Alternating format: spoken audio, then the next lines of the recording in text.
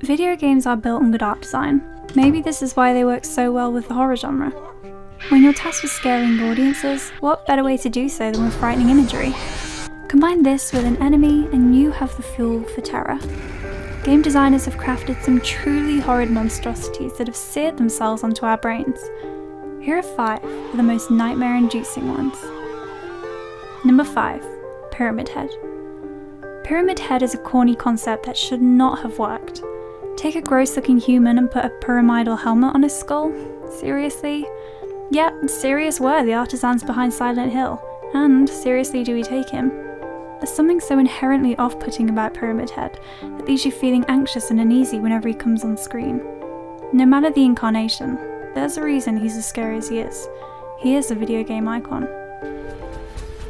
Number 4. Vulture, Spider-Man Shattered Dimensions. Artists have worked hard to update the more silly villains from the Silver Age of comics.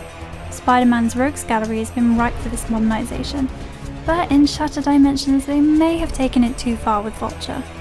Adapting the noir version of the Marvel Universe, this Spider-Man was darker, and his villains reflected that.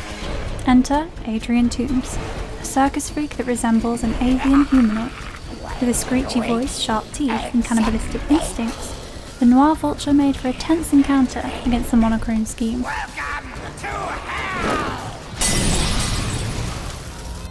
Number 3. Broodmother, Dragon Age Origins. Because of the inherent human bond with our mothers, maternal villains tend to hit our psyches hard. Who can forget Mother Brain from Metroid, or Isaac's progenitor from The Binding of Isaac? Our award for most creepy villainess, though, goes to the Broodmother from the Dragon Age series. First seen in Origins, she's outright sickening to look at. She's distinctly feminine, but her pale corpuscular skin and tentacle arms make her a grody being from hell. Definitely something you want to kill fast. Number 2. Pixie, Manhunt. If pure evil was ever personified, Pixie would be an ideal candidate. Living up to his name, this deranged murderer acts completely animalistic, speaking with grunts and snorts. His design is scarring, an obese man who wears a hollowed-out pig's head over his own face. Being the penultimate boss, you spend the better half of the game avoiding him, for good reason, with Cash instead using the environment to wound the creature. Thankfully, his death is as satisfying as his model is creepy.